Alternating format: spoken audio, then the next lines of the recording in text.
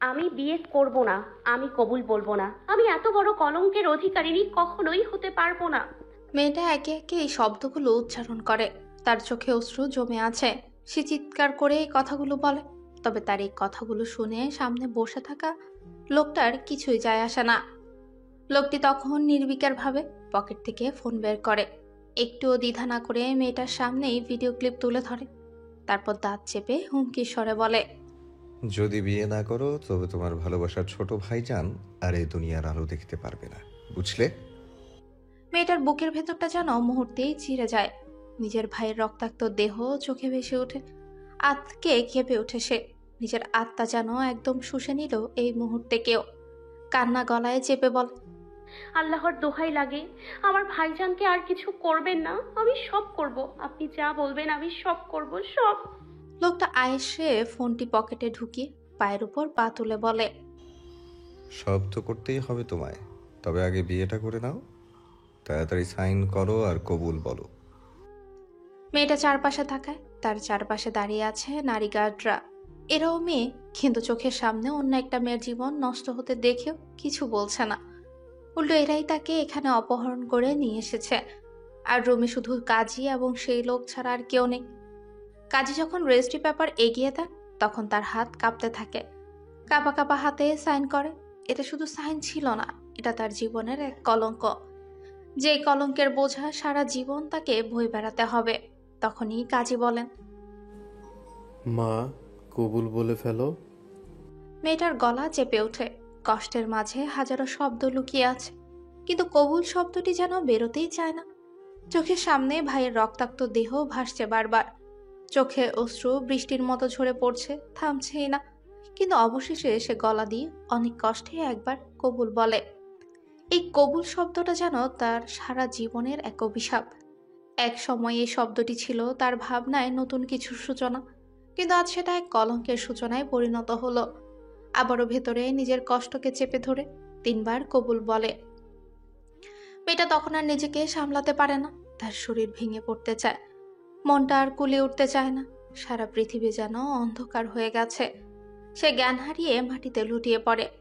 তবে কাঙ্ক্ষিত লোকটি ঠিকই তাকে আগলে ধরে, যেন তার অন্ধকার পৃথিবী থেকে একটুও শান্তি নেই। কোলে তুলে সাবধানে তাকে উক্ত মহল থেকে বেরিয়ে আসে এবং গাড়িতে তুলে নেয়। গাড়িটি দ্রুতই ছুটে যায় অজানা এক গন্তব্যে। 2 ঘন্টা পর, জ্ঞান ফেরার পর সে নিজেকে একটা বিলাসবহুল ঘরে আবিষ্কার করে। চারপাশে সোনালী রঙের ঝাড়বাতি, মখমলের পর্দা আর নরম বিছানার ছোঁয়া। মুহূর্তেই বুঝে যায় সে কোথায়। এটা বড় তালুকদার মঞ্জিল। এখানে সে শতবার এসেছে, 1000বার এসেছে, কিন্তু আজ এই মহল তার খুব অচেনা আর ভয়ঙ্কর মনে হচ্ছে। তবে নিজেকে দিকে পরখ করলো। যখনই খেয়াল করলো তার পরনে বোরখা নেই, সাদা একটা 3 পিস, তার মাথায় ব্যান্ডেজ করা, হাতে ব্যান্ডেজ করা। তার মন আতঙ্কে আবারও ভরে গেল। কি হয়েছে তার সঙ্গে? এসব নিয়ে যখন বিচলিত হয়ে আশেপাশে তাকায়, তখনই চোখে পড়ে একজনের উপর, যে সোফায় আরামে বসে আছে। লোকটির পরনে কালো পাঞ্জাবি আর সাদা পায়জামা, গলায় একখানা সাদা চাদর ভাঁজ করে ঝুলানো। আর সেই লোকটি গভীর দৃষ্টিতে তাকিয়ে আছে তারই দিকে। নিজের অজান্তেই তার মুখ থেকে বেরিয়ে আসে, কবুল। এহসান চাচা। লোকটি ধীরে ধীরে উঠে তার দিকে এগিয়ে আসে। তার চেহারায় এক অদ্ভুত ভঙ্গি। লোকটা তার সামনে এসে স্থির হয়ে বসে, শান্ত অথচ কঠোর কণ্ঠে বলে, আগে আমি তোমার চাচা ছিলাম, এখন আমি তোমার স্বামী। আর আমি তোমার আপন দাদার সন্তান নই। এই কথায় যেন সে স্থির হয়ে যায়। কি বলবে বুঝতে পারে না। সবকিছু যেন মাথার উপর দিয়ে যাচ্ছে। তার আজ তার এই দিনটাও দেখতে হচ্ছে। যাকে কিনা সবসময় চাচা ভেবে এলো, সেই তাকে বাজেভাবে চক্রান্ত করে বিয়ে করলো। আর তার এমন একজনের সাথে বিয়ে হলো, যে কিনা বর্তমানে তার আপন পরিবারে ঘোর শত্রু।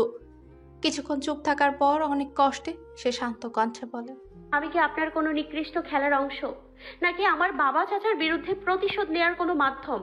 লোকটা দীর্ঘশ্বাস ফেলে বলে, তুমি কোনো খেলার মতো তুচ্ছ নও, আবার তুমি প্রতিশোধের কোনো উপকরণও নও। তার ঠোঁট কাঁপে। তবুও সে সাহস করে বলে, তাহলে কি আমি? লোকটা এক মুহূর্ত চুপ করে থাকে। এরপর গভীর দৃষ্টিতে তাকিয়ে বলে, তুমি আমার। এতে সে এত কিছুর মধ্যেও তার ছেলের হাসি দিয়ে বলে, আল্লাহ, এ কি শোনালেন? আপনাদের মতো মানুষরূপী কুকুরদেরও আত্মা আছে?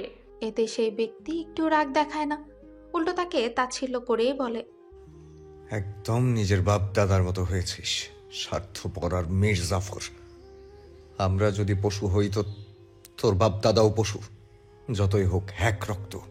আর যাই হোক, আমার বাপ চাচারা পথে ঘাটে যেখানে ইচ্ছে সেখানে খুন তো করে না, তাই আপনাদের সাথে তুলনা করবেন না। তোর বাপ চাচা খুনি না হলেও স্বার্থপর মির্জাফর ঠিকই, আর তুই সেই মির্জাফরদের সন্তান। এ ও বুঝেছি। তা এখন কি আমায় মেরে ফেলবেন নাকি ভোগ করে মারবেন, কোনটা? লোকটা তার একদম নিকটে চলে আসে আর নিজের শাহাদাত আঙ্গুল তার ঠোঁটে রেখে ফিসফিসিয়ে বলে, শ্, চুপ, এভাবে বলতে নেই। তুই তো আমার আত্মার আগলে, তোকে মেরে ফেললে আমি আর বেঁচে রইব কি করে? আর রইল ভোগের কথা, তুই কোনো ভোগের জিনিস নোস, কিন্তু ভোগ আমি তোকেই করব। তবে ভোগ করে ফেলে দেব না, সারা জীবন রেখে দেব। এতে সে নিজের চোখ বন্ধ করে বড় বড় শ্বাস নেয়। অতঃপর চোখ খুলে লোকটার আঙ্গুল নিজের থেকে সরিয়ে দাঁত চেপে বলে, ভুলে যাবেন না, আমিও মুস্তফা তালুকদারের নাতনি, আর আপনাদেরই এক রক্ত, তাই আমার দিকে হাত বাড়ালে হাত কেটে রেখে দিব। লোকটা আবারও তার ছেলের হাসি দিয়ে বলে, বলেছিলাম না, একদম বাপদাদার মতো হয়েছিস। যারা কিনা কাজের বেলায় লুকিয়ে থাকে, কথার রাজ্যে রাজত্ব করে, আর বাকি রইল তোর দিকে হাত বাড়ানোর কথা। হাত তো অনেক আগের কথা, তোর সাথে সংসার করে ৬-৭টা সন্তানের বাপ হয়ে দেখাবো ইনশাল্লাহ। সব কিছুর আগে চলুন পরিচয় জেনে নিই। এই যে অচেনা রমণী, তার নাম মাহজাবিন মেহনুর। তাকে আমরা মেহনুর বলেই ডাকবো। ছোট তালুকদার মঞ্জিলের মধ্যমণি। তাদের বাড়ির পরিবেশ এমন যে একে একে বহু বছর ধরে নামেই যেন রয়েছে ইতিহাস। তার বয়স ১৯ এবং বর্তমানে মাদ্রাসায় আলেম জামাতে পড়াশোনা করছে। জীবনটা ঠিক মাধুর্যের মতো, কিন্তু তার মধ্যে এক গভীর শূন্যতা রয়েছে। মা নেই, তবে বাবা আছেন। তার বাবা মাজহারুল করিম তালুকদার, এক কথায় একজন সম্মানিত ব্যক্তি, যার প্রচারণায় গ্রামে শোনা যায় সম্মান, শ্রদ্ধা আর এক নীরব শক্তি। তবে গ্রামের সবার মধ্য নয়। মেহনুর ৩ ভাই বোনের মধ্যে সবচেয়ে ছোট। বড় ভাই মেহরাজ তালুকদার একজন ডাক্তার, বর্তমানে দেশের বাইরে, যেখানে জীবনের নানা রহস্য তাকে তার লক্ষ্যে পেতে চ্যালেঞ্জ জানাচ্ছে। ছোট ভাই মেহরুব তালুকদার পরিবারের ব্যবসা পরিচালনায় সম্পূর্ণভাবে জড়িত। সে যেন তার বাপদাদার স্বপ্নের উত্তরাধিকার। সব ধরনের ব্যবসায় অংশগ্রহণ করে নিজের অবদান রাখছে। এই এক অদৃশ্য যুদ্ধে টিকে থাকার লড়াই। মেহনুরের বাবা এবং তার চাচারা ৬ জন, যার মধ্যে তার বাবা সবচেয়ে বড়, অভিভাবকের মতোই। তাদের মধ্যে প্রতিটি ব্যক্তি এক একটা শক্তিশালী ব্যক্তিত্বের অধিকারী। তার চাচাদের মধ্যে ১ নম্বর তৌফিক আজিজ তালুকদার, ২য় নম্বর যিনি কখনো অন্ধকারে আবার কখনো আলোতে, সবসময় এক শক্তিশালী পরিকল্পনার অধিকারী, আবু আজিম তালুকদার। ৩য় চাচা, যার দিকে তাকালেই মনে হয় প্রকৃতির রহস্য তার হাতে খেলা করে, সাইফুল ইসলাম তালুকদার, যার চুপচাপ অবস্থান সত্ত্বেও অনেকে তাকে অবাক হওয়ার মতো কিছু বলতে জানে না। রফিকুল ইসলাম তালুকদার, যার চুপিসারো চালনায় কখনো শকুনি হয়ে ওঠে, কখনো সহানুভূতির প্রতীক। মনসুর আহমেদ তালুকদার, যার রাগই তার সব। তবে তার ফুপি বর্তমানে নেই। তার দাদা মোস্তফা তালুকদার একজন প্রভাবশালী ব্যক্তি, যিনি বর্তমানে গ্রামের ২য় গ্রাম প্রধান হিসেবে দায়িত্ব পালন করছে।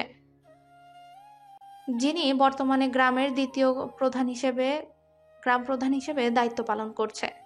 তবে আমি জানি এখন আপনাদের কাছে একটা জ্বলন্ত প্রশ্ন হয়ে দাঁড়িয়ে আছে, কেন তাকে ২য় গ্রাম প্রধান বলা হলো? তা জানার জন্য অপেক্ষা করতে হবে। ইনশাল্লাহ গল্পেই জানতে পারবেন। মেহনুর আর তার ভাই সহ তার চাচাতো ভাই বোন ১৫ জন। মেহনুরের পরিবার একটা জমিদার পরিবারের অংশ, যেখানে তাদের প্রধান ব্যবসা কৃষি ও ভূমি পরিচালনা। তারা জমি চাষ, মাছ চাষ, পোল্ট্রি ফার্ম এবং বাণিজ্যিক পণ্য বিক্রির সাথে জড়িত। তার বাবা ও চাচারা স্থায়ী বাজারে কৃষিজ পণ্য, মাছ, মাংস বিক্রি করেন এবং হাজারো কারখানাও চালান। জমির উন্নয়ন এবং নির্মাণ কাজও তারা করেন। শুধু কি গ্রামে মোস্তফা তালুকদারের গ্রাম দিয়ে হবে না? নয়, দায়িত্ব তার ছোট ২ ছেলে তাদের বড় ব্যবসায়িক কাজে লাগিয়ে দিয়েছেন। তবে এই জমিদারি পরিবারের মাঝে আবার কিছু অদৃশ্য খুনাখুনিও রয়েছে, নিজেদের মধ্যে, কিন্তু নিজেদের পরিবারের মধ্যে নয়। এই যে অচেনা লোক, তার নাম এহসান তালুকদার। বয়স 28, কিন্তু বয়সের চেয়ে তার জীবনের সঙ্গতি এবং অর্জন আলাদা করে দাঁড় করিয়েছে। এক হাতে নিজের বিশাল ব্যবসা সামলায় আর অন্য হাতে বড় তালুকদার মঞ্জিলের সমস্ত কাজকর্ম পরিচালনা করে। তার মধ্যে এখানে রাজনীতি, ব্যবসা আর ব্যক্তিগত জীবন একসাথে গেঁথে গেছে। তবে এখানেই শেষ নয়, তার জীবন এক অদৃশ্য যুদ্ধের মতো। এহসানের বাবা মনিরুল তালুকদার একজন বিশিষ্ট ব্যক্তি, মোস্তফা তালুকদারের বড় ভাই। তিনি গ্রামের প্রধান মাতব্বর, যিনি শুধু গ্রাম প্রধানের দায়িত্বেই সীমাবদ্ধ নন, বরং তিনি গ্রামের উন্নয়ন, ন্যায় বিচার এবং সমাজের প্রতিটি সমস্যার সাথে যুক্ত। একসময় মোস্তফা আর মনিরুল দু ভাইয়ের পরিবার ছিল এক আনন্দময় পরিবার, কিন্তু কিছু কারণে আজ তাদের সম্পর্ক শুধুই শত্রুতা, বিদ্বেষ আর খুনাখুনির মধ্যে রূপান্তরিত হয়েছে। এক সময় স্নেহময় সম্পর্ক এখন এক খণ্ড মৃতদেহের মতো, যার প্রতিটি কোণই ছড়িয়ে পড়ে তাদের জীবনে। এহসান মেহনুরের চাচা সম্পর্কে। এহসান, এনাম ও ইমরান 3 ভাই আর 1 বোন। তাদের নাম মা এনিসা বেগমের আকারে রাখা। তাদের সবার মধ্যেই সবচেয়ে ছোট এহসান, আর তার ছোট বোন ছিল এশা সুলতানা। এশা সুলতানা যে কিনা মেহনুরের সাথে পড়াশোনা করছে। তার সম্পর্কটা ছিল আরো জটিল। দু পরিবারের মধ্যে হাজারো বিবাদ থাকলেও তারা গোপনে ভালো বন্ধু ছিল। তবে পরিবারদের ভেতরে ছিল এক কঠিন লুকানো দ্বন্দ্ব। এহসানের বাবা মনিরুল তালুকদার গ্রামের প্রধান মাতাব্বর। গ্রামে তাদের শব্দ এক বিশাল দাপট, কারণ তারা শুধু শক্তিশালী নয়, বরং ব্যবসা ও রাজনৈতিক ক্ষেত্রেও প্রভাবশালী। তাদের পরিবারের ব্যবসা ছিল অনেক বড়, জমি, পাট, চিনি মিল সবই ছিল তাদের হাতে। গ্রামের মানুষ তাদের কথা মেনেই চলে, আর তাদের সিদ্ধান্তকে চ্যালেঞ্জ করতে সাহস পেত না কেউই। সেই শক্তির কারণে মনিরুল তালুকদারের পরিবারের নাম ছিল সবার মুখে।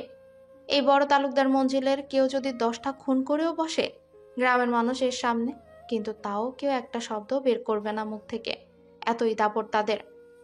বর্তমান মেহনুর এহসানের এতটা জঘন্য কথা শুনে রাগে ফেটে পড়ে। তীব্র ক্রোধে সে এহসানের গলা চেপে ধরে, দাঁত চেপে বলে, লজ্জা করে না নিজের ভাতিজিকে বিয়ে করতে? লজ্জা লাগে না এমন বেশরম কথা বলতে? একটুও লজ্জা করে না? একটুও করে না? এহসান আবারও তাচ্ছিলের হাসি দিয়ে তার অপমানের সুরেই বলে, না, লজ্জা করে না। নিজের বউয়ের সাথে বেশরমি কথা বলতে লজ্জা কাপুরুষদের করে, আমার না। আমি তো আর তোর বাপ চাচার মতো কাপুরুষ না, তাই লজ্জা করে না। আর নিজের বউয়ের সাথে যদি বেশরমি কথা না বলি, তবে কি পাড়ার লোকের সাথে বেশরমি কথা বলবো বল? মেহনু চিৎকার করে উঠে, তার চোখে ক্ষোভের আগুন জ্বলছে। আপনি এতটা নীচ মানুষ, এতটা নীচ, এতটা নীচ যে নিজের ভাতিজাকে বিয়ে করেছেন, তাও জোর করে। এহসান মেহনুর থেকে নিজের কলা ছাড়িয়ে নিতে নিতে বলে, আলী রাদিয়াল্লাহু তাআলা আনহু কিন্তু ফাতেমা রাদিয়াল্লাহু তাআলা আনহুর চাচা ছিলেন। এতে মেহনুর এতটাই রেগে যায় তার শরীর কেঁপে ওঠে।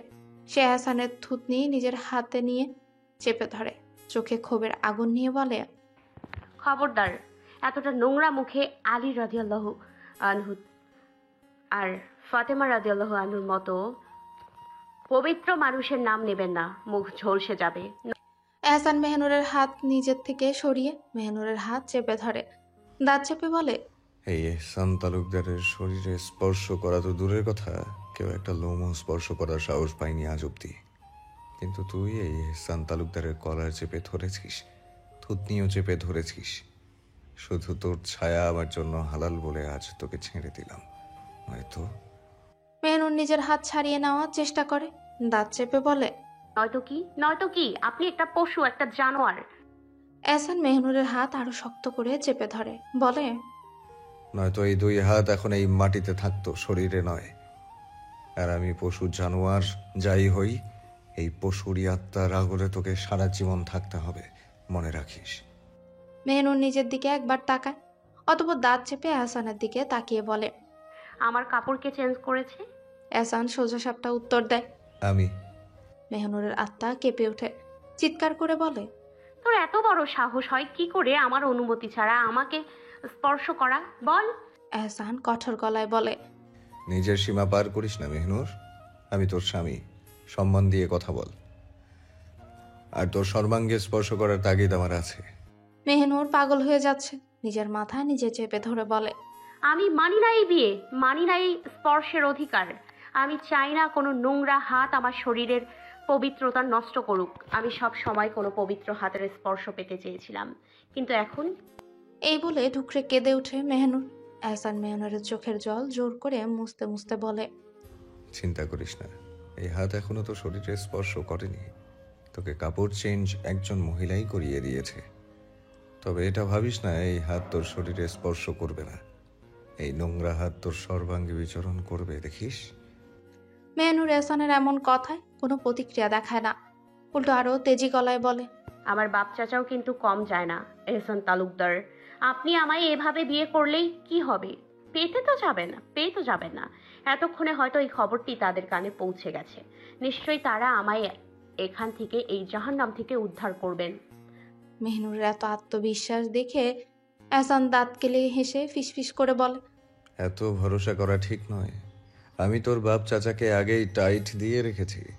এই কথা বলে দিয়েছি, যদি তারা কোনো রকম দ্বন্দ্ব পাকায় তবে তাদের আদরের মেয়ে মেহনুর মানে তুই একেবারে শেষ। এই বলে এহসান হাসতে থাকে। মেহনুর চিৎকার করে বলে, তুই এক আর কিছু বলতে পারে না। তার আগে দরজায় কড়া নাড়ে।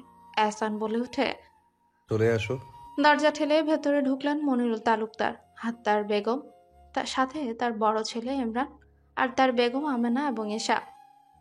মেহনু তাদের দেখে নিজের মধ্যে প্রাণ ফিরে পায়। কোনো কিছু পরোয়া না করে এক লাফে উঠে যায় বিছানা থেকে।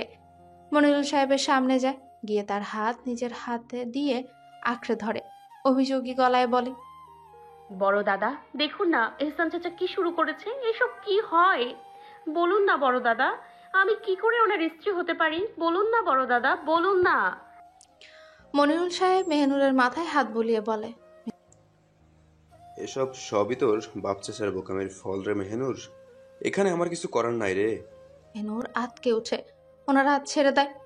তারপর এলিশা বেগমের হাত ধরে কান্না জড়িত কণ্ঠে বলে, উনিও মাথা নিচু করে নেন।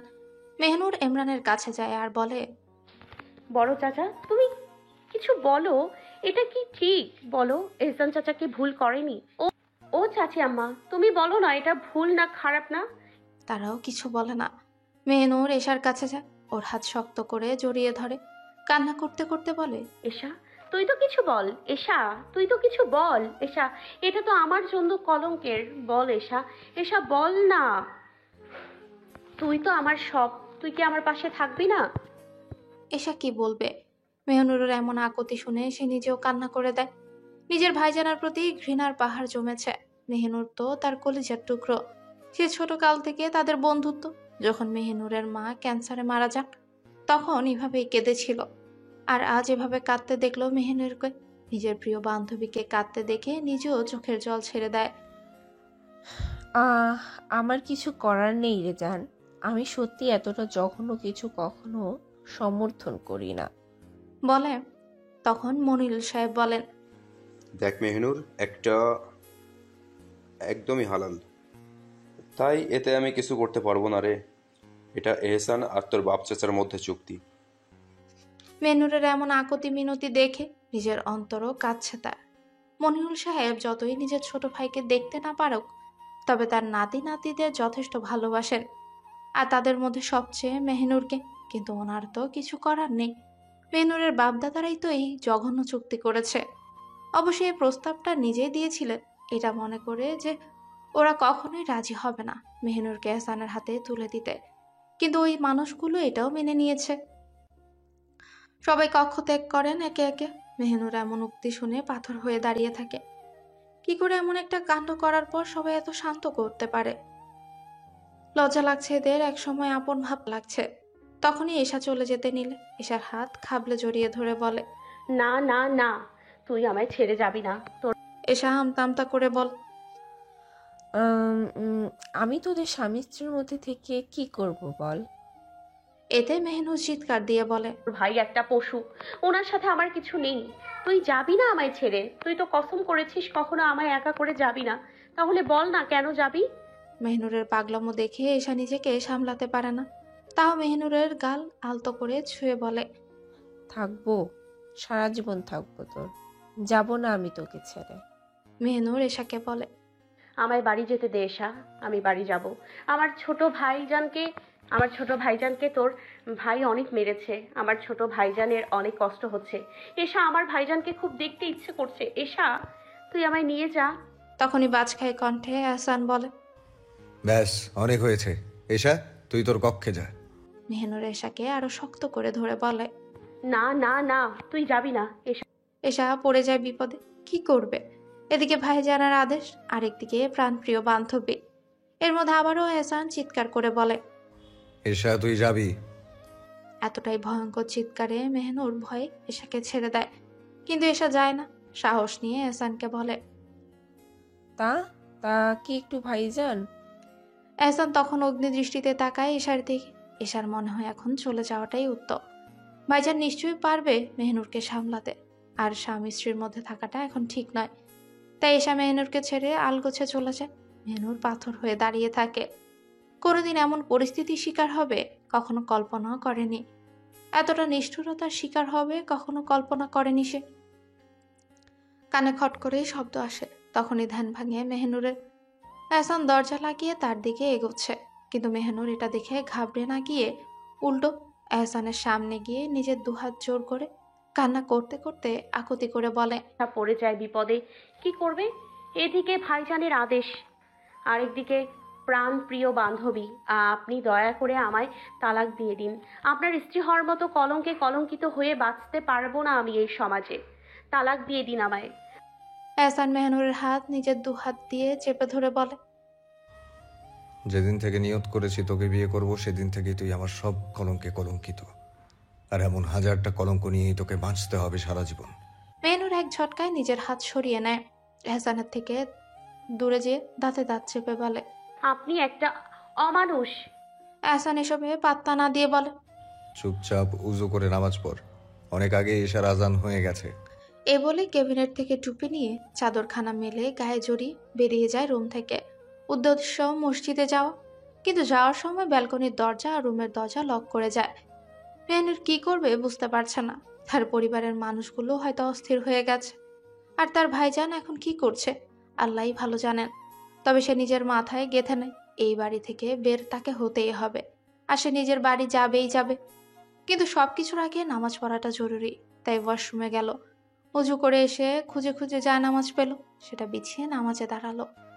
যখন নামাজ শেষে মোনাজাত শুরু করলো, কিন্তু ওই যে কথাই আছে না, আমরা যাকে নিজের সবচেয়ে কাছের সবচেয়ে আপন মনে করি, তার কাছে কষ্টের কথা বলতে গেলে মনে হয় যেন কলিজাতে ফেটে যাবে। তেমনি নিজের রবের কাছে হাত তুলে বুক টুকরে কেঁদে উঠে মেহনুর, আর বলে। হে দয়াময়, আপনি ছাড়া আমার আর কেউ নেই। আপনি আমার সব গুনাহ মাফ করে দিন। মাবুদ, আপনি ছাড়া যে আমার কেউ নেই। আপনি আমার রব, আমি আপনার বান্দা। আপনি তো বলেছেন তোমরা আমাকে ডাকো, আমি তোমাদের ডাকে সাড়া দিব। হে আল্লাহ, আমার জন্য সব সহজ করুন। আমাকে বিপদ থেকে মুক্তি দিন। আমার ইজ্জত আর পবিত্রতা রক্ষা করুন। আপনি আমার সব সমস্যার সমাধান করুন। আমাকে শক্তি ও ধৈর্য দিন। মেহনুরের চোখ থেকে অঝোর ধারায় জল গড়াচ্ছে। মোনাজাত শেষ করে লা ইলাহা ইল্লা আনতা সুবহানাকা ইন্নী কুনতু মিনাজ জালিমিন এই দোয়াটা একবার পড়ে নেয়, কারণ সে আজ করতে পারছে ভয়ঙ্কর কিছুই হবে এরপর থেকে। তখনই দরজা খোলার শব্দে দরজার দিকে তাকায়। ভেবেছিল সেই ঘৃণিত পুরুষ এসেছে, তবে সে নয়, এশা এসেছে। লক্ষ্য করলো হাতে খাবারের প্লেট। এসে মেহনুরের সামনে এসে হাঁটু করে বসে, আর খাবারের প্লেটের উপর ঢাকনা সরিয়ে বলে। খাইয়ে দেই আমি? মেহনুর শান্ত গলায় বলে। তোর মনে হয় আমার এই খাবার গলা দিয়ে নামবে? এসা মেহনুরের দিকে অসহায় দৃষ্টিতে তাকিয়ে বলে। কি করব বল? আমি অসহায়। যদি এই পরিবারের ক্ষমতা আমার কাছে থাকতো, তাহলে আমি নিজে তোকে বাড়ি নিয়ে যেতাম। খেয়ে নে না জান, গত রাত থেকে কিছুই খাসনি, ভাইজান বলল। মেহনুর দাঁত চেপে বলে। আমি এই খাবার খাবো না। প্রয়োজনে খিদের যন্ত্রণায় মরে যাব, কিন্তু তাও এই নিকৃষ্ট খাবার আমি খাবো না। নিয়ে যা এশা, নিয়ে যা। তখনই রুমের দরজা ঠেলে এহসান ঢুকে মাথা থেকে টুপি খুলে রেখে বলে। এশা, তুই যা, ও আমার দায়িত্ব, তাই ওকে খাওয়ানোর দায়িত্বটাও আমার। ভাইজানের আদেশ শুনে এশা আলগোছে চলে যায়। অতপর এহসান মেহনুরের দিকে এগিয়ে আসে। মেহনুর কিছুই বলে না, দাঁত চেপে স্থির হয়ে বসে থাকে। এহসান ওর সামনে এসে জায়নামাজের উপরের অংশ ভাঁজ করে নেয়। অতঃপর ওখানেই বসে প্লেটের খাবার মাখাতে মাখাতে বলে, চুপচাপ হাঁ কর, আমি কোনো জোর জবরদস্তি করতে চাই না। মেহনুর দাঁত চেপে বলে, আমি খাবো না তো বলেছি, তাহলে আমি খাবো না। এহসান এসবে পাত্তা না দিয়ে প্লেট মেঝেতে রাখে আর মেহনুরের গাল চেপে ধরে নিজের বাম হাত দিয়ে। মেহনুরের গালখানা ছিঁড়ে যাচ্ছে মনে হচ্ছে, এতটাই শক্ত করে ধরেছে এহসান তাকে। মেহনুরের গাল চেপে ধরে খাবার ঢুকে দেয় মুখে। এভাবেই কয়েক লোকমা ভাত খাওয়ানোর পর কিছু না বলে উঠে যায়। অতঃপর এক গ্লাস পানি মেহনুরের সামনে রেখে রুম থেকে চলে যায়। নিচে এসে দেখতে পায় যে সবাই একসাথে বসে আছে সোফায়। এশাকে ইশারা দিতেই এশা এহসানের হাত থেকে খাবারের প্লেটটা নিয়ে নেয় আর একটা পানির বাটি এগিয়ে দেয়। এতে এহসান হাত ধুয়ে সবার সামনে যায়। তখনই তার বাবা মোস্তফা বলেন, এহসান, তুমি সবসময় নিজের মর্জি মতো কাজ করছো। আমি সব কিছুতে হস্তক্ষেপ করলেও তোমার বেলায় করিনি, কারণ আমি জানতাম তুমি সবসময় বুঝে শুনে করো বা করবে। কিন্তু আমার এই বিষয়টা খুব বাজে লেগেছে যে মেহেনুরের বাপ চাচার ওপর জিদ মেটাতে গিয়ে তুমি তার জীবন নষ্ট করে দিলে। এহসান শান্ত সুরে বলে, ওকে তো আমি বিয়ে করতে চাইনি। ওর বাপ চাচা আমার হাতে ওর হাত তুলে দেওয়ার চুক্তি করেছে। তার বদলে ওরা ওই পশ্চিম বনের সব জমি নিয়েছে, কিন্তু তারপর ওরা ওকে আমার হাতে তুলে দেয়নি। তাই আমি নিজেই নিয়েছি নিজের জিনিস। বুঝলে আব্বা, এটা অন্যায় নেই। ইমরান তখন বলেন, আমার মেহনুরের চেয়ে উত্তম কাউকে প্রয়োজন নেই, আমার শুধু মেহনুরকেই প্রয়োজন। আমরা বুঝেছি, কিন্তু মেহনুরকে দিয়ে তুই কি করবি? তুই যদি বলতি ও চেয়ে উত্তম কাউকে তোর জন্য এনে দিতাম। এহসান কাঠ গলায় বলে। এনাম বলেন, কিন্তু ও তোর বাতিজি, ওই কি করে তুই ওর সাথে থাকবি বল? এহসান সোজা সাপটা উত্তর দেয়, ও আমার ভাতিজি, ফুপু, খালা যাই হোক, এখন ও আমার বিবাহিত স্ত্রী, আমার হালাল নারী। তাই ওর সাথে থাকবো আমি যে করেই হোক। এই বলে সোজা সিঁড়ি বেয়ে নিজের রুমে চলে যায়। রুমে গিয়ে দেখে মেহনুর ব্যালকনির দরজার সামনেই দাঁড়িয়ে আছে। বোঝা যায় নিশ্চয়ই পালানোর পথ খুঁজছে। তাই ওর নিকট গিয়ে তাচ্ছিল্য করে বলে, পালানোর সুযোগ করছিস? এক মনে পালানোর প্ল্যান করছিল এখানে দাঁড়িয়ে। মেহনুর হঠাৎ পেছন থেকে আসানের কথা শুনে কিছুটা ঘাবড়ে যায়, তবে নিজেকে সামলে ওর দিকে তাকিয়ে দাঁত চেপে বলে, হ্যাঁ করছি, তোর কি তাতে শয়তান পুরুষ। এতে হাসান ঠাস করে মেহনুরের গালে একটা থাপ্পড় বসিয়ে দেয়। এতটাই জোরে থাপ্পড় খেয়ে মেহনুরের দুনিয়া ঘুরতে থাকে, চোখে অন্ধকার ভেসে আসে। যখনই এই থাপ্পড়ের ঢাল সামলাতে না পেরে পড়ে যেতে না, তখনই এহসান ওর বাম হাতের বাহু শক্ত করে চেপে ধরে আর দাঁত চেপে বলে, এরপর থেকে যদি আমায় অসভ্যের মতো সম্বোধন করেছিস, তাহলে এমন 1000টা চর পড়বে তোর গালে। বেয়াদব নারী, নিজের স্বামীর সাথে কথা বলার ধরন শিখিসনি। মেহনুর শুধু আহত চোখে এহসানের দিকে তাকিয়ে থাকে। এহসান মেহনুরকে কোলে তুলে নেয় আর বিছানায় শুয়ে দেয়। মেহনুর এখনো পাথর হয়ে আছে। মেহনুরকে বিছানায় শুয়ে দিয়ে এহসান নিজেও একখানা কাঁথার বালিশ নিয়ে রুমে রাখা সোফায় গিয়ে সোজা হয়ে শুয়ে পড়ে। মেয়র তখনও এহসানের হাতের সেই ভয়ঙ্কর থাপ্পড়ের ধাক্কায় বাক্যহীন। এমন জোরে থাপ্পড় তাকে জীবনে কেউ কখনো মারেনি। এহসান যেভাবে তাকে শুয়ে দিয়েছিল, মেহনুর সেইভাবেই শুয়ে রইল, যেন তার মস্তিষ্ক আর কাজ করছে না। সমস্ত কিছুই যেন থেমে গেছে। অবশেষে ক্লান্তি আর মানসিক ধাক্কায় সে ঘুমিয়ে গেল। মেহনুর ঘুমিয়ে পড়ার পর এহসান ধীরে ধীরে উঠে যায়। ওয়ার্ড্রফ থেকে একটা ভ্যাসলিনের কৌটা এনে মেহনুরের বিছানার পাশে নিচু হয়ে বসে পড়ে। এক পলক তাকিয়ে রয় মেহনুরের দিকে। ওই মেহনুর যে তার প্রাণের চেয়েও প্রিয়, তাকে চাওয়ার, তাকে নিজের করে পাওয়ার তীব্র আকাঙ্ক্ষা যেন উতলে উঠেছিল এই কটা বছর এহসানের ভেতরে। আচ্ছা, এই অনুভূতি কি নোংরামো? হয়তো অনেকের চোখে তাই, কিন্তু এহসানের কাছে এটা পবিত্র ভালোবাসা। আর এখন সে পুরো পবিত্রতা অর্জন করে নিয়েছে, নিজের হারাম ভালোবাসাকে হালাল করে নিয়েছে। সে দেখলো তার থাপ্পড়ের চিহ্ন এখনো মেহনুরের ফর্সা গালের উপর স্পষ্ট, লাল হয়ে আছে জায়গাটা। তার বুকটা মোচড় দিয়ে উঠল। কৌটা থেকে সামান্য ভ্যাসলিন নিয়ে আলতো করে মেহনুরের গালে লাগিয়ে দিল। মেহনুর ঘুমিয়ে থাকলেও এহসানের হাতের স্পর্শ ছিল যত্নের আর গভীর ভালোবাসার। সে হাসল, স্নিগ্ধ অথচ অপরাধ বোধে ভারাক্রান্ত সে হাসি। মেহনুরের দিকে তাকিয়ে নিজ মনে বলল, তোমার পবিত্র গালায় আমার অপবিত্র হাতের স্পর্শ পড়ল, এটাও তোমার জন্য একটা ভয়ঙ্কর কলঙ্ক। কিন্তু এতে আমার কিছু করার নেই, কারণ তোমায় যে আমার সব কলঙ্কে কলঙ্কিত হতে হবে। তুমি শুধু আমার, কারণ তুমি যে আছো আমার আত্মার আগলে। অতঃপর চুপ করে আরো কিছুক্ষণ প্রাণ ভরে মেহনুরের দিকে তাকিয়ে রইল এহসান। এই নারী তার হালাল নারী, তার জীবনের কেন্দ্রবিন্দু। তারপর আস্তে করে উঠে কৌটাটা জায়গা মতো রেখে দিল। চুপি চুপি এসে সোফায় শুয়ে পড়ে। আল্লাহর নাম নিয়ে চোখ বন্ধ করলো এহসান। হয়তো এই ভেবে, ভালোবাসা যদি পাপ হয় তবে এই পাপ আমার জন্য চিরন্তন। ফজর আজানের শব্দ কানে আসতে এহসানের ঘুম ভেঙে যায়। ধীরে ধীরে উঠে বসে। আল্লাহর নাম নিয়ে দিন শুরু করা উচিত, তাই আল্লাহর নাম নিয়ে চোখ খোলে। চোখ খোলার সাথে সাথে চোখের কোণে পড়ে মেহনুর। এটা গভীর ঘুমে অচেতন হয়ে শুয়ে আছে, একদম একটা ফুটন্ত ফুলের মতো মনে হচ্ছে। বিছানা থেকে উঠে ধীর পায়ে তার দিকে এক দৃষ্টিতে তাকাতে তাকাতে তার পাশে এসে দাঁড়ায় হাসান। মেহনুরের দিকে হালকা ঝুঁকে গম্ভীর গলায় বলে, মেহনুর, ওঠো, এটা নামাজের সময়, ঘুমের সময় নয়। মেহনুরের কানে আসতেই এই ডাক ঝট করে চোখের পাতা খুলে নেয়। ঘুমের আচ্ছন্নতা কাটতে না কাটতে এহসানকে এতটা ঝুঁকে থাকতে দেখে আতকে উঠে। মনে মনে বলে, ছি, এভাবে এতটা অচেতন হয়ে ঘুমিয়েছিলাম। আজ তো একটা কুমির রুমে রেখে। এই মানুষটা একটা পশু, যে কোনো সময় যে কিছু ভয়ঙ্কর করে তুলতে পারে। নিজের বুঝ হওয়ার পর থেকে এর পরিবারের অমানসিক কার্যকলাপ দেখে আসছে। মেহনুরকে এভাবে আতঙ্কিত চোখে তাকিয়ে থাকতে দেখে এহসান কিছুই বলে না। ধীর পায়ে ওয়াশরুমে চলে যায়। মেহনুর এখনো একইভাবে বসে আছে। এহসান ওয়াশরুম থেকে বেরিয়ে একখানা চাদর, টুপি আর নিজের মেসওয়াক হাতে নিয়ে বেরিয়ে যায়। উদ্দেশ্য মসজিদের পুকুরে উজু করে নামাজ পড়া। এহসানের যেতেই মেহনুর তড়িঘড়ি করে উঠে উঁচু করে ফজরের 2 রাকাত সুন্নত পড়ে নেয়। সে কাল রাতে একটা পাকাপোক্ত পরিকল্পনা করেছে। এই সময় সে পালাবে, কারণ এবারে সবাই মানে দারোয়ান সহ সব পুরুষ মসজিদে নামাজে থাকবে, আর মহিলারা সবাই কাজের বুয়া সহ নিজ নিজ ঘরে নামাজে থাকবে।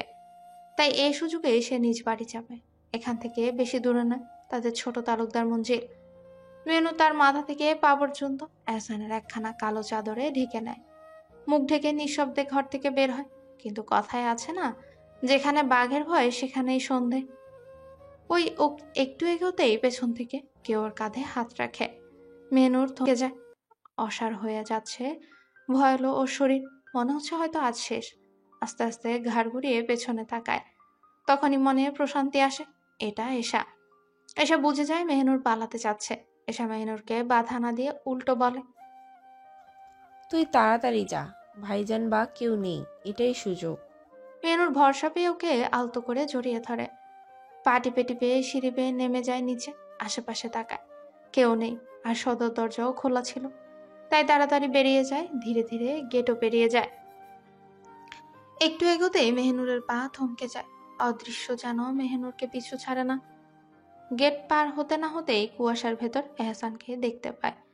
সে নিজ মনে কোরআনের আয়াত পড়তে পড়তে এগিয়ে আসছে, কিন্তু এখনো মেহনুরকে এহসান লক্ষ্য করেনি।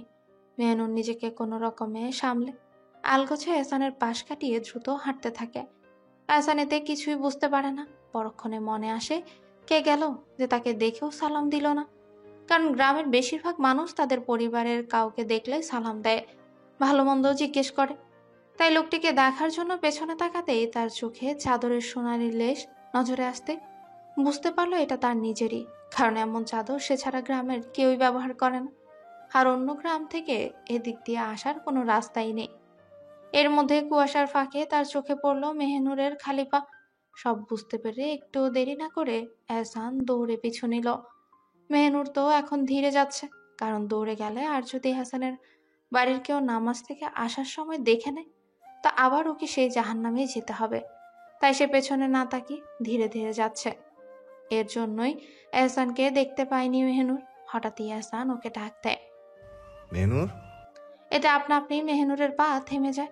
প্রথমে মনে হয় মনের ভুল, কিন্তু মনের ভুল হবে না। তাই নিজেই নিশ্চিত হতে ঘাড় ঘুরিয়ে পেছনে তাকায়। তাকিয়ে ওর অন্তরাত্মা কেঁপে ওঠে এহসানকে দেখে। এবার আর কোনো দিকে না তাকিয়ে আপন প্রাণ বাঁচাতে দেয় দৌড়। কিন্তু কপাল খারাপ হলে যা হয়, এহসান সহজেই ওকে জাপটে ধরে নেয়। এবার মেহনুর চিৎকার করে বলে। এহসানের রাগে মগজ টকবক করছে এই এত বড় ঘটনায়।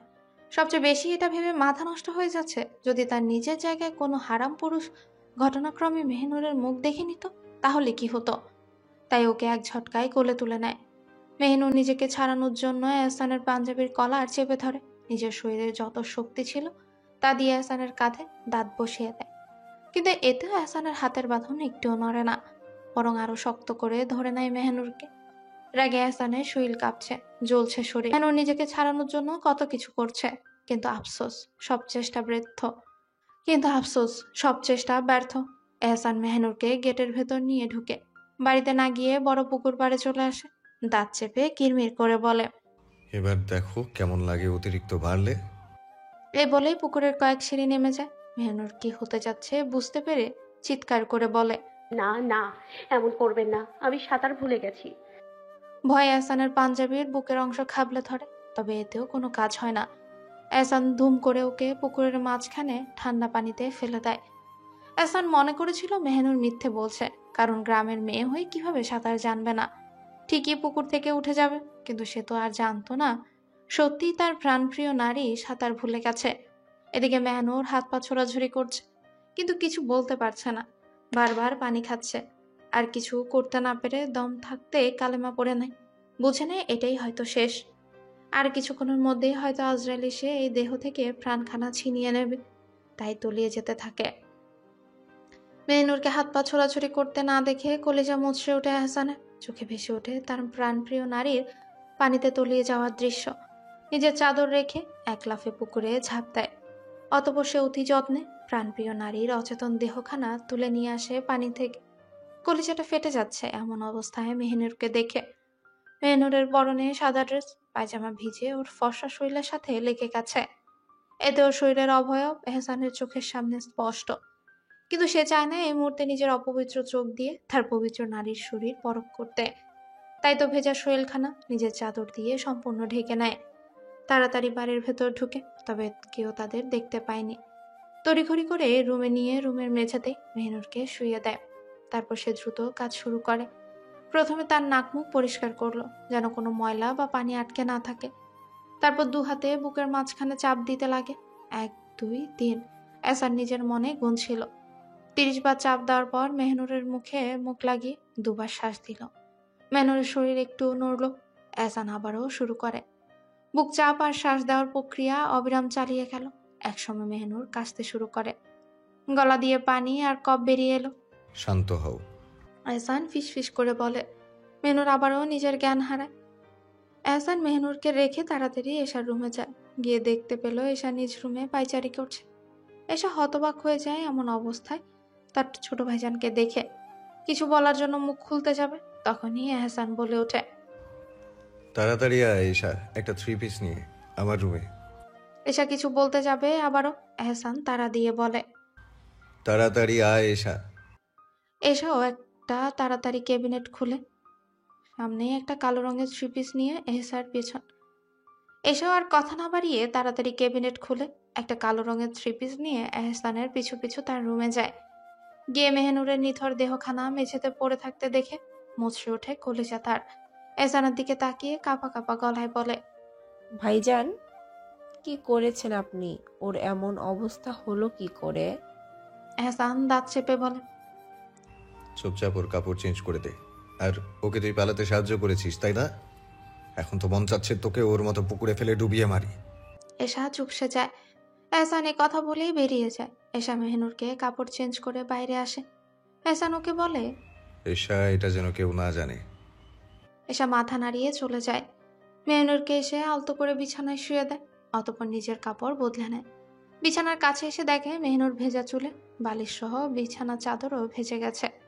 তাই নিজের গা মোছার টাওয়াল নিয়ে মেহনুরের মাথার পাশে বসে তারপর আলগোছে মেহনুরের চুলগুলো মুছে দিতে থাকে। মেহনুরের চুলগুলো খুব বেশি ঘন আর লম্বা, তাই এহসানের টাওয়াল সম্পূর্ণ ভিজে যায়। এহসান এই টাওয়াল রেখে অন্য একখানা নিয়ে এসে মেহনুরের চুল ভালোভাবে মুছে দেয়। এদিকে এসে রান্নাঘরে গিয়ে হাউমাউ করে কেঁদে ওঠে। এতে ওর মা, বড় ভাবি, ছোট মেঝো ভাবি সবাই ভড়কে যান। হঠাৎ এমন অস্বাভাবিকভাবে কাঁদছে কেন এসা? এনিশা বেগম নিজের সামনে এসে বলেন, কি রে, কি হয়েছে? এভাবে কাঁদছিস কেন? এসা নিজের কান্না থামিয়ে বলে, আম্মা আম্মা, এই বলে একটু থেমে আবারও বলে, আম্মা আম্মা, ছোট ভাইজান মেহনুরকে পুকুরে ফেলে দিয়েছে, এখনো জ্ঞান হারিয়ে পড়ে আছে। আম্মা, তুমি কিছু করো। এশার মুখে এমন কথা শুনে সবাই স্তব্ধ হয়ে যায়। এনিশা বেগম আর ইমরানের বেগম আমেনা, এনামের বেগম আয়েশা আর ঈশা সবাই এক প্রকার ছুটে যায় এহসানের কক্ষের দিকে। দরজায় কড়া নাড়ে। এহসান এসে দরজা খুলে দিতেই হুড়হুড় করে সবাই কক্ষে প্রবেশ করে। আনিশা বেগম এগিয়ে অবচেতন মেহনুরের পাশে বসে। মেহনুরের এমন অবস্থা দেখে আনিশা বেগম রেগে ছেলের দিকে তাকিয়ে বলে, বিয়ে করেছিস বলে মাথা খেয়ে নিয়েছিস তাই না? এখন যা ইচ্ছে তাই করবি তুই? মেরে ফেলবি পরের মেয়ে? কি করে পারলি এমন অবস্থা করতে ওর? এহসান মায়ের দিকে শান্ত দৃষ্টিতে তাকিয়ে বলে, ও পরের মেয়ে আগে ছিল, এখনো আমার আপন অর্ধাঙ্গিনী। আর রইল এমন অবস্থার কথা, এটার জন্য সে নিজেই দায়ী। পালাতে যাচ্ছিল ফাঁকি দিয়ে। আর তোমরা কোথায় ছিলে শুনি? আজ তো একটা মানুষ এত বড় মহল থেকে বেরিয়ে গেল, আর তোমরা খবরও পেলে না? নাকি ইচ্ছে করেই ওকে পালাতে দিয়েছো? কোনটা শুনি? এই বলে বেরিয়ে যেতে নেয়। ফের ঘাড় ঘুরিয়ে বলে, এই অসভ্য বেয়াদবের জ্ঞান ফিরাও, আর কিছু খাওয়াও। আমি আসছি। এই বলে বেরিয়ে আসে নিজ কক্ষ থেকে। নিচে এসে দেখে সোফায় ওর বাবা বসে আছেন আর মেজো ভাই এনাম।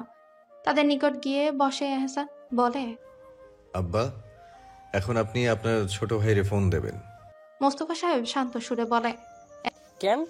এহসান নিজের চাদর ঠিক করতে করতে বলে, আর বলবেন যে উত্তরার মাঠে আসতে। যদি ওরা ওদের মেয়েকে ফেরত চায়, জমির কাগজ নিয়ে আসতে। ওদের সাথে কিছু বোঝাপড়া বাকি আছে এখন আমার। এনামেতে বলে ওঠে, কি হয়েছে তোর? উল্টো পাল্টা বলছিস? তুই এখন ওকে বিয়ে করে আবার ফেরত দিবি? পাগল হয়ে গেছিস? এহসান আলতো হেসে বলে, পাগল আমি হইনি, পাগল করব আমি ওদের। আব্বা, আপনাকে যা বললাম শুধু এতটুকু করুন। এদিকে মেহনুর জ্ঞান আসে, কিন্তু মেহনুর একদম নিস্তেজ হয়ে গেছে, শুধু অঝরে কাঁদছে। আনিশা বেগমকে জাপটে জড়িয়ে ধরছে বারবার। আনিশা বেগম মেহনুরের মাথায় হাত বুলিয়ে দিচ্ছেন আর শান্ত করার চেষ্টা করছে, কিন্তু এ তো কিছু হচ্ছে না। তখনই আবারও এহসান কক্ষে আসে। এসে মেহনুরকে সজ্ঞানে দেখে একটু স্বস্তি পায়। অতপর গম্ভীর গলায় বলে ওঠে, আম্মা, সবাইকে সকালের খাবার দিতে হবে, তোমরা ভুলে গেছো? এই কথায় সবাই বুঝে যায় এহসান তাদের এখান থেকে যেতে বলেছে। কিন্তু মেহনু চিৎকার করে কান্না শুরু করে দেয় আর এনিশা বেগমকে জড়িয়ে ধরে বলে, দাদু, দাদু তুমি যাবে না। তোমার ছেলে আমায় মেরে ফেলবে। দাদু, যাবে না তুমি? এনিশা বেগম ওর মাতে দিতে বলেন, কিচ্ছু করবে না তোর সাথে হেসান। আর আমায় তো যেতে হবে, সবাইকে নাস্তা দিতে হবে।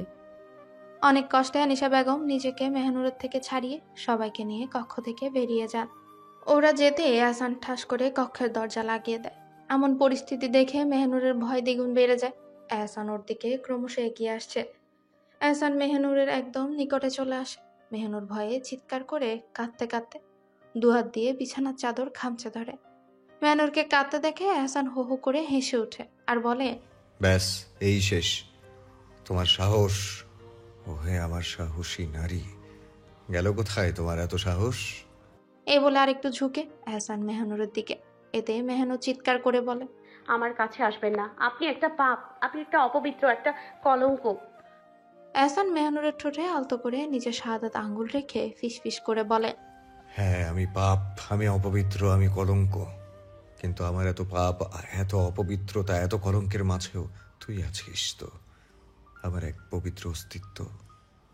মেহনুর ভয়ে কিছু বলতে পারছে না, আর না পারছে নিজের থেকে এহসানকে সরাতে।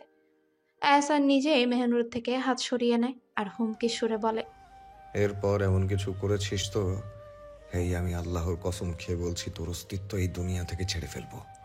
মেহনুর নিজের কান্না ঠোঁট কামড়ে থামানোর চেষ্টা করে বলে, কেন তুলে আনলেন আমায়? ওভাবে ছেড়ে দিতেন, মরে যেতাম এতক্ষণে। এহসান মেহনুরের সামনে বসে।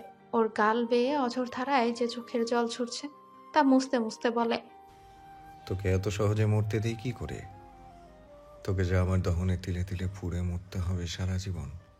মেহনুর ঠোঁট ভেঙে কেঁদে দিয়ে বলে, আমায় স্পর্শ করবেন না। আপনার স্পর্শ যে আমার জন্য এক ভয়ঙ্কর কলঙ্ক।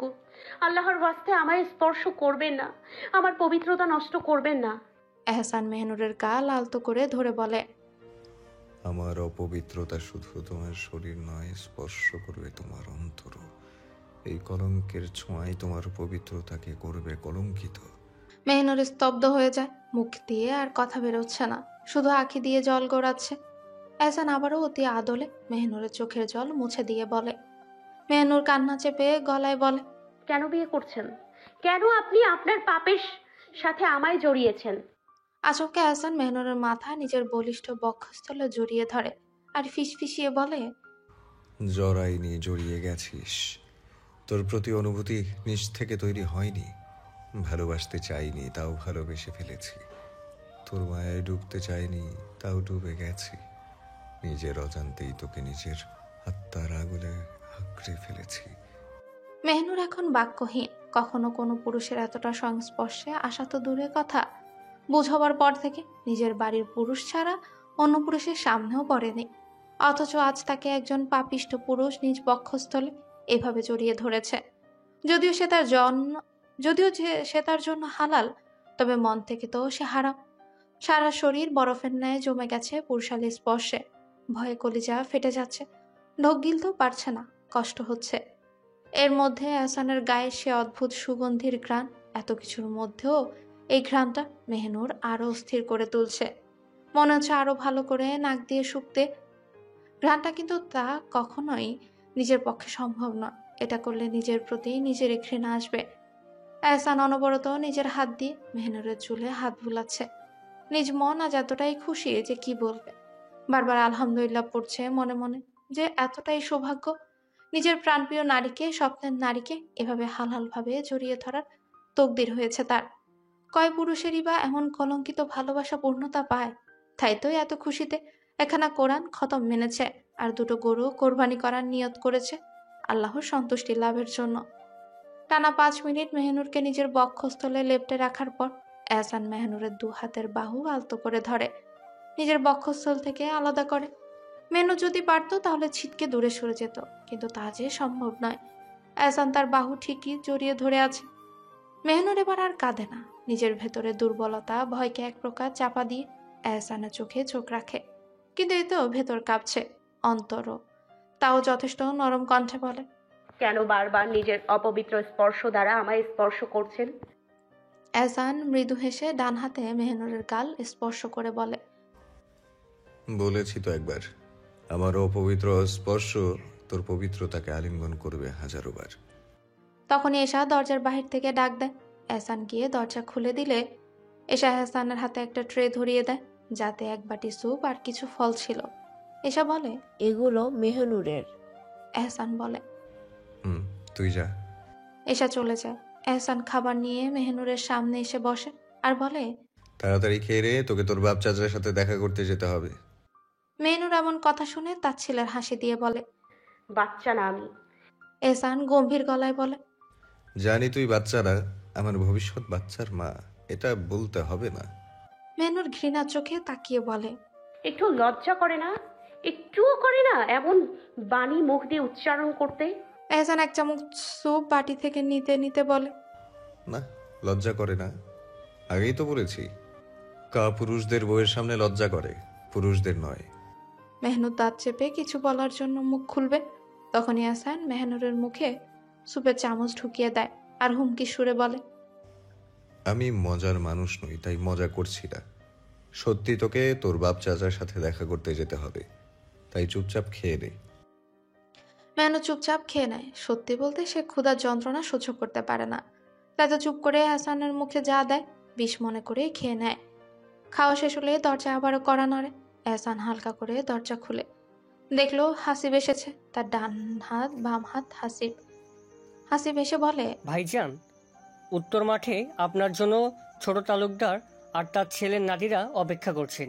এহসান মুচকি হেসে বলে, তুই গাড়ি রেডি কর, আমি আসছি। এই বলে দরজা লাগিয়ে মেহনুরের দিকে তাকায় আর বলে, তাড়াতাড়ি রেডি হয়ে নে, যেতে হবে। মেহনুর সোজা উত্তর দেয়। মেরে ফেলবেন নি আমায়? এহসান কাবার থেকে নিজের পিস্তল পাঞ্জাবির পকেটে নিতে নিতে বলে, বাপ চাচার মুখ সারা জীবনের মধ্যে যদি দেখতে চাস একবার, তো চল, নয়তো আর সুযোগ পাবি না। এই বলে ক্যাবিনেট থেকে একটা প্যাকেট ছুঁড়ে মারে মেহনুরের দিকে আর বলে, তাড়াতাড়ি বোরখা পরে তৈরি হয়ে নে। মেহনুর ধীরে ধীরে উঠে দাঁড়ায়, অতপর বোরখাটা পরে নেয়।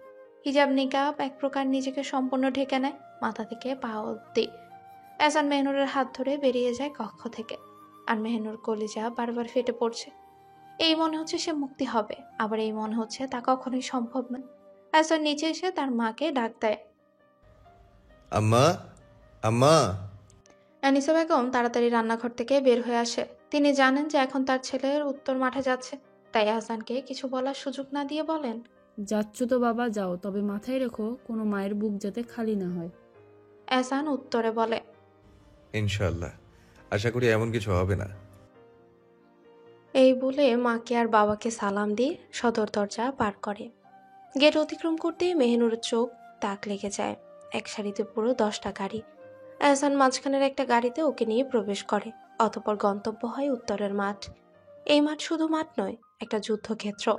এই মাঠের মাটি যে কত রক্ত খেয়েছে, কত মানুষের মাংস নিজের বুকে চেপে রেখেছে তা অজানা। এই মাঠে যে কত রক্তের ইতিহাসের সাক্ষী তা আল্লাহ তাআলাই ভালো জানেন। তাই তো মেহনুরের কলিজা বেরিয়ে আসার উপক্রম। 10 মিনিট পর উত্তরের বিশাল মাঠে গাড়িগুলো থামে একসাথে। সামনের গাড়ি থেকে কালো পোশাক পরা 20 জনের মতো গার্ড বের হয়। অতঃপর পেছনের গাড়িগুলো থেকে এহসানের লোকেরা, যারা সাধারণ পোশাক পরা, তবে এক একজন শিকারীর চেয়েও ভয়ঙ্কর। এরপর এহসানের গাড়ির দরজা খুলে দেয় হাসিব, কোনো রকম তাড়াহুড়ো না করে। এহসান গাড়ি থেকে নিজের 2 পা মাটিতে রাখে। অতঃপর গলায় ঝুলে থাকা চাদরখানা কাঁধে ফেলে, মেহনুরের দিকে হাত বাড়ায়। ভয়ে মেহনুরের সারা শরীর অসাড় হয়ে গেছে, হাত কাঁপছে এই কলঙ্কিত হাতে হাত রাখতে, তবে উপায় যে নেই। তাই এহসানের হাতে হাত রাখে। এহসান তাকে গাড়ি থেকে নামায়। গাড়ি থেকে নেমে মেহনুরের চোখ পড়ে কিছুটা দূরে, নিজের আপনজনের দিকে। কিছুটা দূরেই ওর বাবা আর 6 চাচা সহ আরো একজন অচেনা পুরুষ দাঁড়িয়ে আছেন। তাদের পেছনেও অনেক লোকজন রয়েছে। এহসান ধীরে ধীরে মেহনুরের হাত ধরে এগিয়ে যায়। তাদের দিকে এক পর্যায়ে এসে দাঁড়ায়। মেহনুরের মেঝো চাচা কিছু বলতে যাবেন, কিন্তু মেহনুরের বাবা তাকে হাত দিয়ে থামায়। নিজে এহসানের দিকে শান্ত দৃষ্টিতে তাকিয়ে বলেন, তোদের জমির ভাগ তোরা নিয়ে নে, আর আমার মেয়েকে আমায় দিয়ে দে, এই নে দলিল। এই বলে দলিল এগিয়ে দেন এহসানের কাছে। এহসান মেহনুরের হাত ছেড়ে দলিল হাতে নেয়। কিছু সময় এক নজরে দলিল পরখ করে নেয়। এদিকে মেহনুরের ঘৃণায় গা রিরি করছে যে এতজন পুরুষের মধ্যে সে দাঁড়িয়ে আছে, ঘৃণায় চোখ ভিজে আসছে। তখনই এহসান মেহনুরের বাবার মুখে উক্ত দলিল ছুঁড়ে মারে। এতে স্তব্ধ হয়ে যায় গোটা পরিবেশ। মেহনুরের চিৎকার করে কাঁদতে ইচ্ছে হচ্ছে। তার আব্বা যে তার দুনিয়া, আর সেই আব্বাকে এত বড় অপমান করা হলো। তার জন্য কন্যা হিসেবে লজ্জিত সে, মেয়ে নামের কলঙ্ক সে। তখনই এহসান তাচ্ছিল্য করে বলে, তোদের দলিল তোরা রে, তোদের জমি তোরা রে। চুক্তিতে রাজি হওয়ার সময় মনে ছিল না এর পরিণতির কথা? কাপুরুষের দল। মেহনুরের বাবা নিজেকে যথাযথ শান্ত রেখে বলেন, আমার মেয়েকে ছেড়ে দে ওসান। এহসান মেহনুরের হাত শক্ত করে ধরে, ওদের সামনেই তুলে ধরে আর বলে, এই হাত ধরেছি তো আর কখনো ছাড়বো না। তোদের মেয়ে এখন তোদের নয়, এখনো শুধু আমার।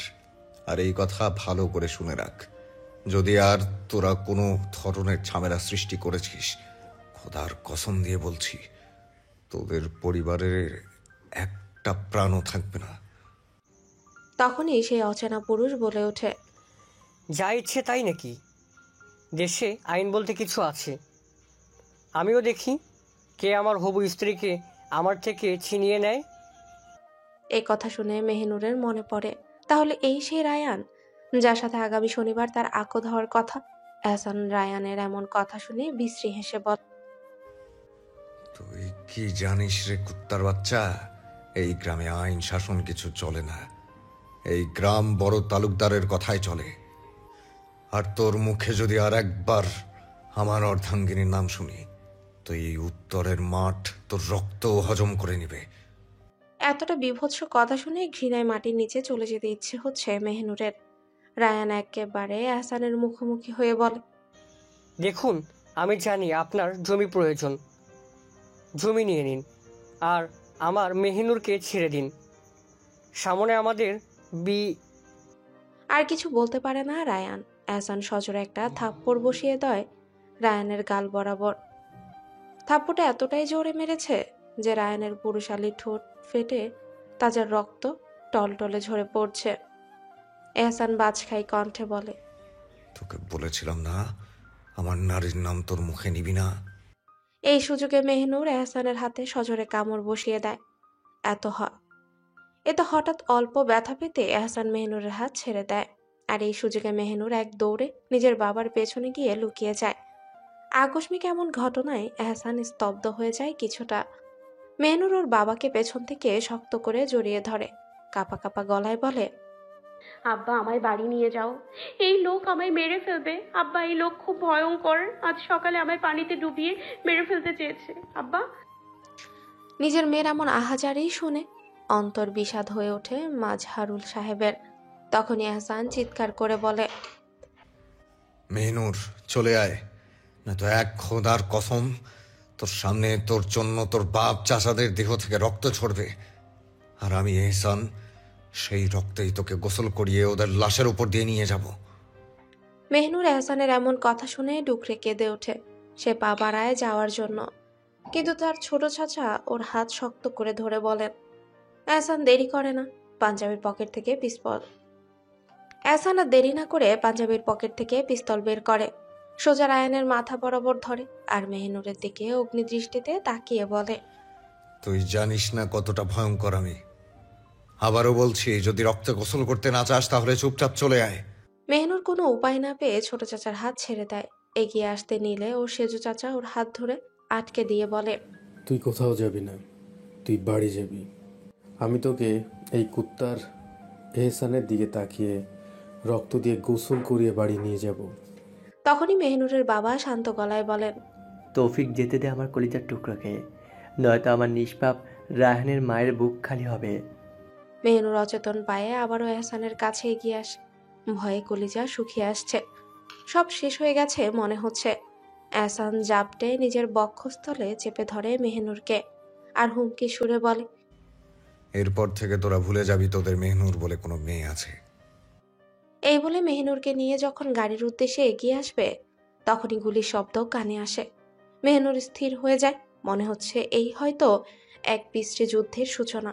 মেহনুর দেখে পেছন থেকে কেউ এহসানের একজন গার্ডকে বুক বরাবর গুলি করে দিয়েছে।